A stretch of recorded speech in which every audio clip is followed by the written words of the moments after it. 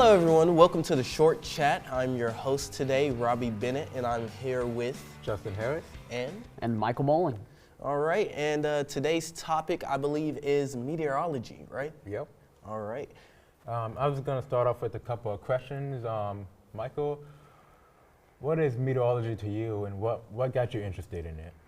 Well, meteorology, I mean, is well, everything to me. It's my entire profession, my entire career path here as I go forward. Got me interested in it. I mean, I was a young kid. Probably you were telling me before the show that you've been interested since you were young. That's how I was too. Very active time period of severe weather in North Texas. Yeah. I'm from the Dallas area, and it seemed like almost every other night I was getting down in the bathtub. My mom, it was back when we still said you need to pull the mattress off the bed back in the day. And so my mom was pulling the mattress off the bed. We were getting in the bathtub with the mattress over. And it was just over and over, it seemed like. And I found out later that it was actually a super active time period for severe weather in the Dallas-Fort Worth area. That's probably what got me interested in it. And then besides that, you know, I just always loved looking at the sky. I always got children's weather books, you know, talking about storms and all those fun things. And I've just always been interested in it. And I never really thought about a career in it until I was a senior in senior in high school. Obviously not senior in college, senior in high school. And trying to figure out what I wanted to do. It was like, well, my dad's an accountant, my sister's an accountant. I don't want to be an accountant. Why don't I try to do that weather thing that I always liked? And so that's what I went to college to do. I wanted to be that guy that was on the TV telling people when the storms are getting really bad and telling us what to do. I wanted to be that guy because he seemed like he knew what he was talking about, and I wanted to know what he knew. So all right, that's what I did. That's crazy. Okay, so I also have a question, and so like I realized like maybe a couple weeks ago that when the meteorologists on the news channel say there's a certain percentage of rain, does that mean for everyone to see that certain percentage, or a certain percentage of people are going to see that rain? See, that's something that's been going around social media a lot right now. Yeah. The actual term is for a percentage chance of rain given a certain atmospheric condition at a particular point. It's not a forecast for the entire area. So it doesn't necessarily mean 60% of the area is going to see rain. That's what's going around a lot on social media. And some meteorologists, I guess, do use that term because they're the ones that have said that's how we do it. But the technical term is supposed to be like 60% chance, Wichita Falls, you're going to see rain. There's a 60% chance. So more likely than not, but there's a chance you don't. But sometimes 60% chance of rain does work out to be 60% of the area. And a lot of times it does actually, but that's not technically how we're going to see it because we could say a 20% chance of rain when we know everyone north of the Red River is not going to see it. It's really mainly south of the area. It's just one of those things. And it's one of those really tricky things in broadcast meteorology right now, and people are trying to decide, do we even use these percentages? Because it seems like people do not understand what they actually mean. So I know some stations, they've even gone to slight chance of rain, likely rain, or they've said instead of saying that, they'll say showers or scattered showers, isolated showers, widespread showers. You know, they'll say things like that, and they think that people seem to understand that better. But yeah, the whole thing with probability of precipitation, or POPs is what we call them. It's a lot of confusion around it. Because that's the whole thing about meteorology, is trying to get the people to understand what they're looking at. Because even with the radar, what meteorologists see, DBZ values and all that, what people just see is just a bunch of paint on the screen. Yep, that's the term, a bucket of splattered paint. Yeah. That's what people see, yep. So moving on to the next topic, about tornadoes. Everyone knows in the U.S. what they are. And but usually when people ask like what causes tornadoes, the common answer is warm air and cold air go together. And well, the thing is they're not particularly wrong, but that's kind of like saying like how do you bake a cake? Oh, you put eggs in a bowl. Yes, exactly. Explains like part of the process. Right. So, you know, it has to do with wind shear, obviously. Different directions of wind with height, and you know, it can be caused by a lot of things like subnautical scale lows and you know, every single part of that, and you know, kind of like question you know, kind of explain the process to us step by step, you know. Well, see, the fun thing about a tornado is when we get down to the smallest process of it, how does a tornado form? We actually don't have the answer. Yeah. That's the fun thing there. It's one of those things that we cannot necessarily prove exactly what turns a supercell thunderstorm into a tornado-producing storm. Yeah. We know most of the ingredients needed, and right now the largest, most likely factor is going to be the rear flank downdraft. Yeah. That seems to be the strongest point. It's a portion of the storm, most of the area in a storm is rising air, and then on the backside you'll get this downdraft that comes through because the air. Right. Yeah. And the air has to go somewhere, and a lot of times it will wrap through, and sometimes we think that might be what causes it. But the whole process to get these thunderstorms is first you need instability in the atmosphere, a lot of available energy to really build these thunderstorms in. Yeah, that's called CAPE.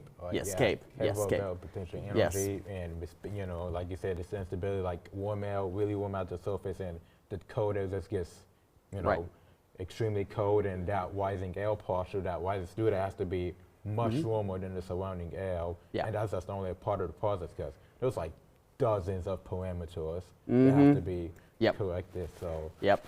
And then as you were talking about synoptic lows, you got to have a lifting mechanism in the area.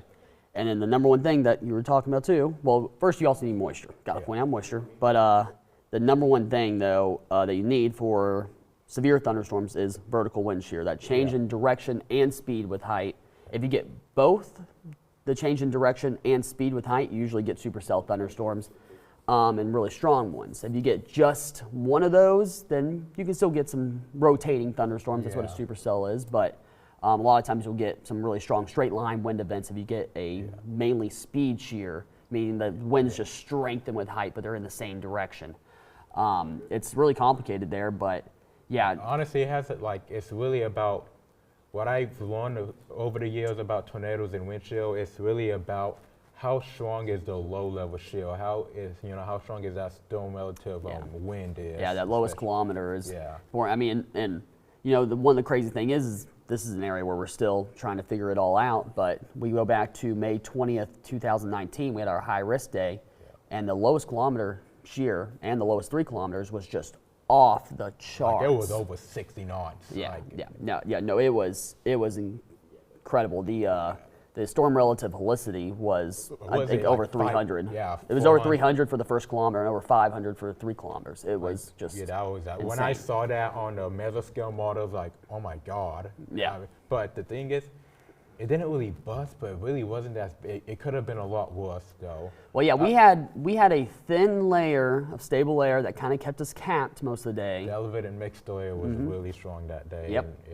And so most of the tornadoes ended up staying north of us, and I think the strongest was NEA 3, the one that went through Mangum.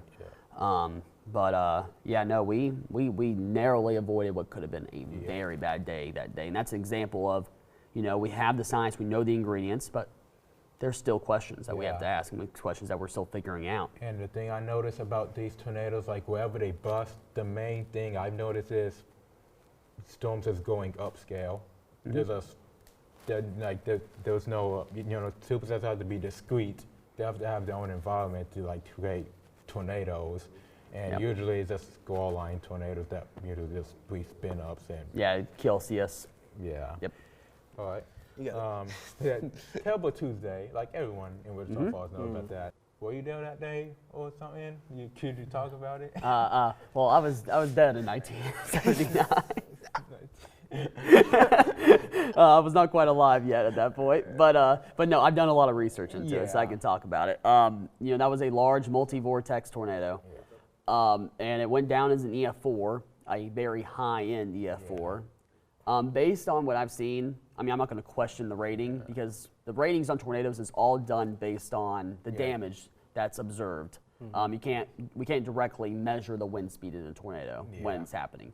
So we have to just estimate its wind speed based on the damage. Even then, they have to consider the fact how sturdy is that structure. There was some shanty it's a combination of engineering and science, engineering and science, but engineering and meteorology, trying to discover what caught or how strong the storms were. But with that case, Ted Fujita himself, who the F scale is named after, did that survey. but it was such a wide swath. Like the amount of F4 damage, how wide it was, I still think there has to be somewhere in that area that was probably F5. Yeah. And I've heard incredible stories from people around here. One person told me about a liquor store that got hit by the tornado. And you know, the back wall of a liquor store, y'all aren't old enough to go to a liquor store, but in the back wall of a liquor store, there's all these bottles that sit there.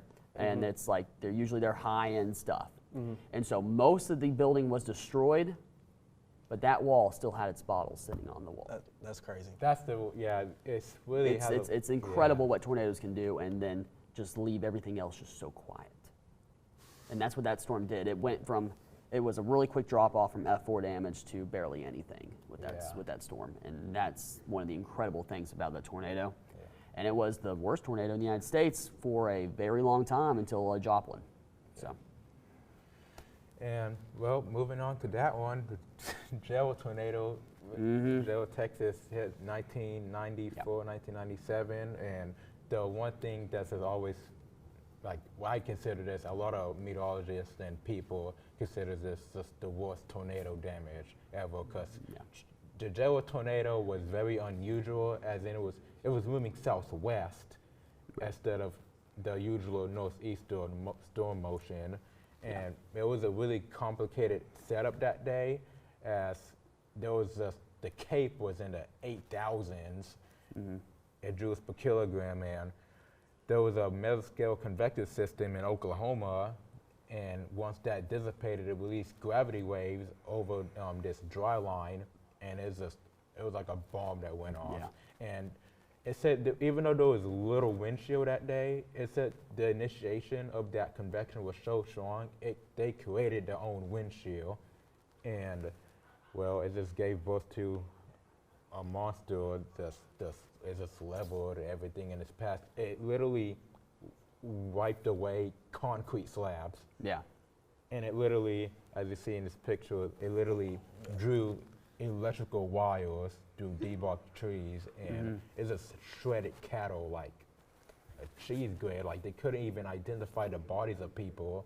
They had to like go back to dental records to identify them. That's crazy. It literally, it literally dug like to the ground. It like scarred the ground, I think like a foot or two. It just left the mud in its path. What used to be homes was just mud. Yeah, no, that was, I mean, and that's another case where, I mean, that was back in the 90s, but that's another case where we're still learning about things, and nowadays that would have been better probably predicted, but it is what it is. I mean, some of these things can happen. Yep. So, well, hurricanes this time, tropical cyclones. Well, just explain to us what they are. Like, well, hurricanes are essentially just large heat engines, and that's one of the number one things about them. They form, and they literally will start to continue their own strength as they go along. They're driving themselves. They need the warm water, but they are essentially driving themselves when they get to be really strong major hurricanes. I mean, they're obviously a big cyclone that's rotating and causing really strong winds. The lower the pressure in the center, the stronger the wind speeds get around the eye wall. And I mean, and one of the things that gets underrated about them is the flooding, and we of course saw that. We've seen that multiple times here recently, and that's something that we're probably going to see more of as we go forward here, because I mean, Katrina is one thing that we all remember, but Katrina was a special case in that the levees broke, and that's what caused the flooding. I mean, Katrina was bad itself. Yeah, because a lot of people think Katrina was only bad because the levees broke, but that's just obviously not true. The 28-foot surge that wiped the Biloxi off the map. Katrina was it was a monster in how large it was. And everyone thinks it was a Cat 5, and here was like, if we can take Cat 3, you don't need a Cat 5 to level everything. So. No, you don't. Florence was a Cat 1 when it hit North Carolina. Yeah. And Ike was a Cat 2 when it hit Texas, and just wiped the Boulevard Peninsula clean off the map with surge. So, just want to ask a quick question. With tornadoes, we know find the protect ourselves, find the most inner spot of the house or building we're in, and surround ourselves. But for hurricanes, there's not really a way to protect against that except for evacuating, right? Yeah, and that's why people need to listen whenever they're told to evacuate. It's a big problem. Every single year we get people saying, oh, I'm not going to evacuate. It doesn't seem like it's that bad. We had that a lot with Florence. And I remember I got so mad in studio because we ran a story about someone that's saying, it looks like it's getting weaker. I'm going to stay here. It's like, no, man, this is going to be like one of the worst flash flooding events that's ever occurred, like catastrophic flash flooding well inland in North Carolina. Florence like, was the most expensive hurricane to hit North Carolina in history. And it's like, even with Ida, that happened this year, literally 2 months ago. It killed over 100 people because they didn't evacuate. It's a cold way of saying it. You know, people, you can't always save everyone from a tornado, but you can save everyone from a hurricane 99% of the time. If someone loses their life in a hurricane, it's because they didn't listen. But then again, I can understand because some people they don't have the money to evacuate. Yeah. Yeah, so they don't really have a choice. They have like a grandma, like disabled, or their pets even, and they have to stay behind, and can't really do much about that. Yeah, no, it's hard, but I mean, you got to do what you can. Yeah. And you have to, because usually we have several days notice on these things. Yeah. And you've got to pay attention. You've got to figure out a way to get out, because there are services that will help you. Yeah. And you just got to do it. And that reminds me about Hurricane Michael again, about Cat 5s. The last one since Andrew in 1992. Well, see, Michael was crazy because, I mean, Michael is a special case in which there wasn't time to evacuate because it went from Cat 1 to Cat 5 overnight before it made landfall. Rapid intensification that can occur right prior to landfall. Like 35 miles per hour in like 24 hours is the designation for that, and it just caught a lot of people off guard. It just strengthened. It was still strengthening even after it made landfall a little bit. And just looking at the aftermath pictures of Mexico Beach, just 80% of the town wiped off the map from surge, and seeing the wind damage, like it literally stripped the bark off of some trees. I've seen pictures of it. It's just, that was a terrible, terrible storm. Yeah, it was a St. Andrew all over again. So. All right. You have any other topics you wanted to talk about? Well, actually, all three of you can talk about this. All three of us can talk about this. What happened in February? The next American cold wave. It was like it rivaled the 1989 and 1899 cold waves, and how just people froze to death in their own homes. We can just talk about our story. Like, Robbie, I'll go with you first. I mean, I was just chilling at my house the whole time. I ain't even gonna cap. I was just, it really just felt like winter in February, right? It was February, right? Yep. Yeah, it just felt like winter in February, which is crazy, but at the same time. We're just kind of used to this. We barely get any snow in the winter. It's usually just 50, 80 degrees sometimes in the February. It's just not, Texas isn't used to snow, so. Yeah, that was a crazy event in that we saw it coming. Yeah. About 10 to 11 days out. I even talked to someone about this at the grocery store yesterday. They're saying like, yeah, y'all mentioned February like 2 weeks out. I'm like, yeah, we saw it coming. I mean, it was one of those things where there was just an insanely strong area of high pressure to the north. Yeah, like record-breaking high pressure. It was 1,040, and because that weekend, the polar vortex so much that it just visited the United States. And in my experience, when during this storm, I was just covering it like all the way through, like just 10 days below freezing is just something I didn't even know was possible down here. Yeah. And I just was at it every step of the way.